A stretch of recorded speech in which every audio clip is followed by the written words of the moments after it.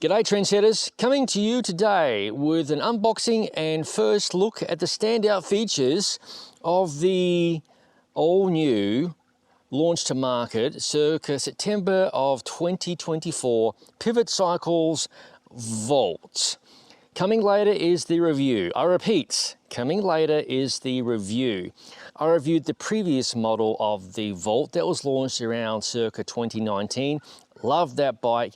You can check out my review of that machine. It's linked in the description box. Okay, enough claptrap. Let's unbox the all new Pivot Cycles Volt and see how it looks. One must demonstrate great care when unboxing bikes by the swimming pool for obvious reasons.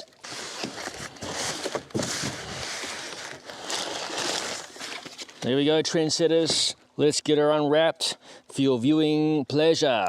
Behold, trendsetters, unwrapped, unboxed, the revised Pivot Volt for 2024.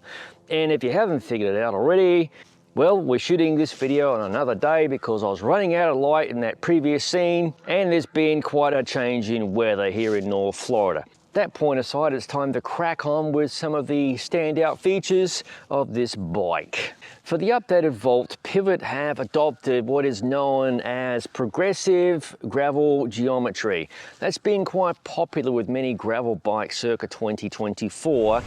Typically that means a longer top tube, shorter stem, taller head tube, etc. So the position's meant to put you more upright. No matter how you slice it, Pivot feels their revised geometry will help this bike move very fast on rolling, gravelly terrain and more than capably tackle the dodgiest of terrain, where you might be required to pick your line carefully through dodgy rocks, over all sorts of madness, who knows. The all-carbon fiber frame and fork features clearance for 700C by 50mm. As you can see from that seat tube, it's rather curvy, and there is a good amount of tire clearance, especially fitted with the 700C by 40mm WTB Volpine tubeless tires.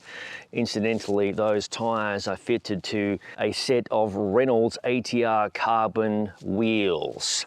I have a review of these wheels coming separately, so be sure to watch this space. More than likely, I might be swapping these wheels out during the period of my review, something I'm known for doing. Adding to that goodness, there is a ton of mounts on this frame, but first we must cover a new feature to this revised Volt. That is what they call the tool shed. The tool shed is a storage compartment on the down tube, which has been seen in quite a few bikes nowadays. Long story short, you pop open the hatch and you can chuck all sorts of stuff inside that frame, typically spares, or if you're inclined, in my case, maybe a Vegemite sandwich. Onto the mounts, you get the typical mount you would expect on the down tube and seat tube for your bottle cages, and atop the top tube, one of my favorite places for mounting a bento box, feed bag, whatever you like to call it. That top tube mount is really sweet. Beneath the down tube, towards the bottom bracket, is a mount I affectionately call the catcher position for obvious reasons. A great place to store maybe some tools, etc.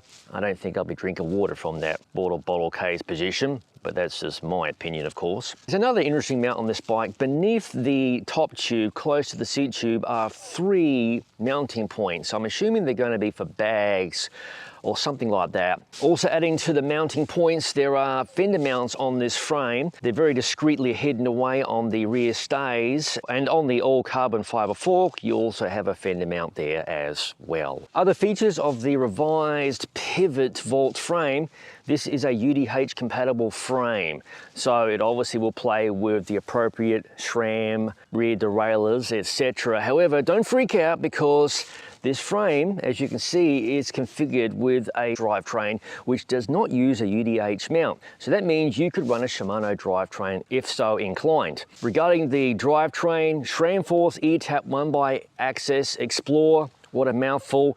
It's a 1x drivetrain. It is fantastic. I have reviewed a variant of it. You can see that review linked in the description below. However, for the 2x folks out there, and I ride 2x all the time on my personal bikes, love the 2x, there is a provision for a front derailleur mount. Chapeau to Pivot for keeping the 2x crowd in the mix. Cable routing on this bike is versatile. You can set it up either as fully integrated, which this bike is. With that said, the handlebar configuration on this bike, the brake housings run externally to the stem, but beneath the stem then routes through the headset bearing, inside the fork steerer to the front brake, and then of course inside the frame and exits to the rear brake caliper on the non-drive side chainstay. However, if routing brake housings through the headset isn't your bag, and I cannot fault you for that, Pivot has thoughtfully included cable ports just behind the head tube so you can run cables in a traditional manner.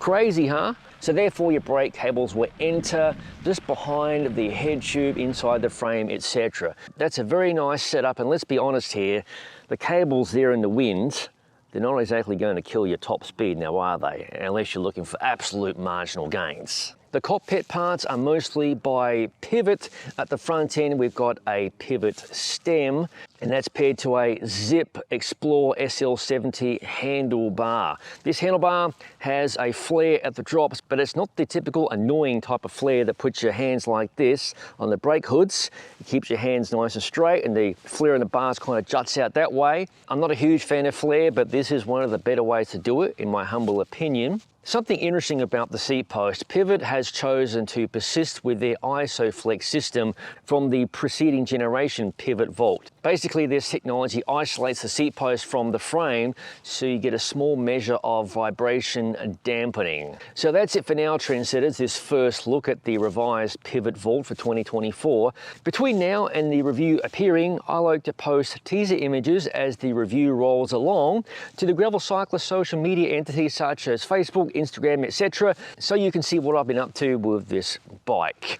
Be sure to like, follow, subscribe, etc., all those good things.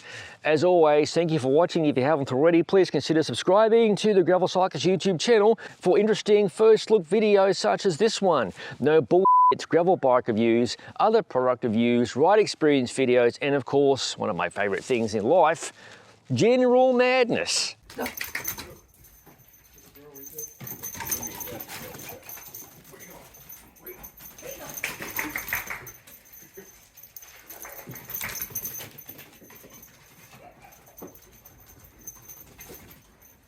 What are you doing? Deer feeder? Yeah. What the f***? Oh yeah, as all of it is released to the channel. I'll see you in the next video.